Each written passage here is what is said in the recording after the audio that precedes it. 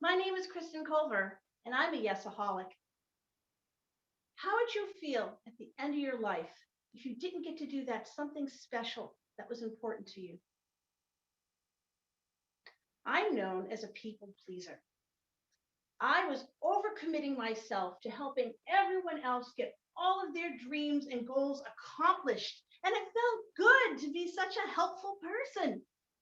But I'll tell you something, I hadn't really considered my own happiness until one day I was reading a book by Dr. Ivan Meisner called Who's in Your Room? And in chapter 2, he talks about the addiction to saying yes. And how he goes about this is with 3 myths. The first myth, we don't have enough time, money, energy, you name it.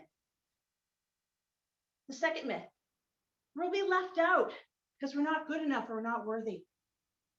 And the third myth, more is better, because marketing programs out there have been telling us for all our lives that we need more of everything. It's like a mental insurance policy. So I'd like to go into a little bit more detail about that myth. The first one, we talk about it. I've labeled it the scarcity mindset. I don't know if you've heard that term before. It's what I really like to call first world problems, because we have enough. We have more than enough. This is the land of plenty. When people are truly missing out on basic needs, it will drive them to do whatever the cost, food, water, medicine, to protect their loved ones. That's a legitimate need. But what I'm talking about is how we're convinced somehow that our resources are limited and we're overcommitting ourselves to this self-fulfilling prophecy. And it causes us to actually run out of time, money, and energy, which are finite. The second myth, which I refer to as FOMO, fear of missing out, it's that somehow we're not good enough or worthy or deserving, and that we run the risk of being left out of the pack.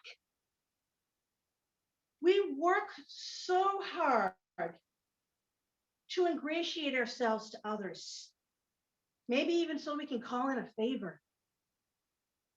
And the social media, oh, don't get me started with that. Do you know that we get a spike of dopamine every time someone clicks like on a post? It actually makes us feel good. Psychologists have been studying this for decades.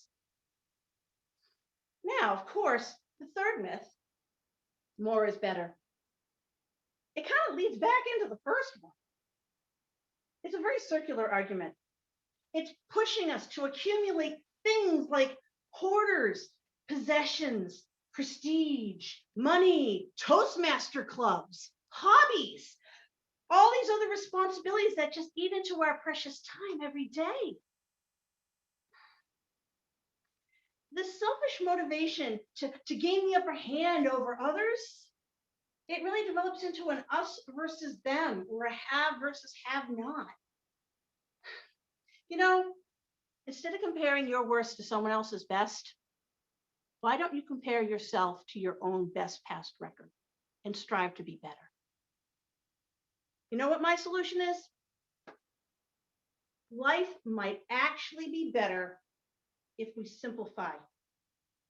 I found doing so has really improved my life. Cut back on your extras. Put more effort and energy into fewer projects and do a better job of it. Don't be pulled into multiple directions by others in return for their appreciation and affection.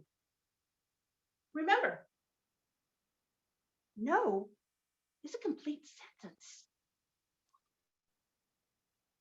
Although there's no magical cure, learning to say no when you really can't commit to something is freeing. For example, so next time someone asks you to speak at a Toastmaster contest, tell them I'd love to, but I can't. Sorry, Nick. So in review, the 3 things I told you earlier, there is enough time, money, and energy if you manage it well. Two, stop relying on others for approval. Your happiness shouldn't rely on other people in that way. And third, less is more. Get more out of what you do have. Simplify. So, fellow Toastmasters, I challenge you. Live a life true to yourself. Don't do what everyone expects you to do. Set your own goals, set your own purpose. And when you're asked to take on more, pause to consider, will it bring you joy? And if it doesn't, just say no. Mr. Contest Chair.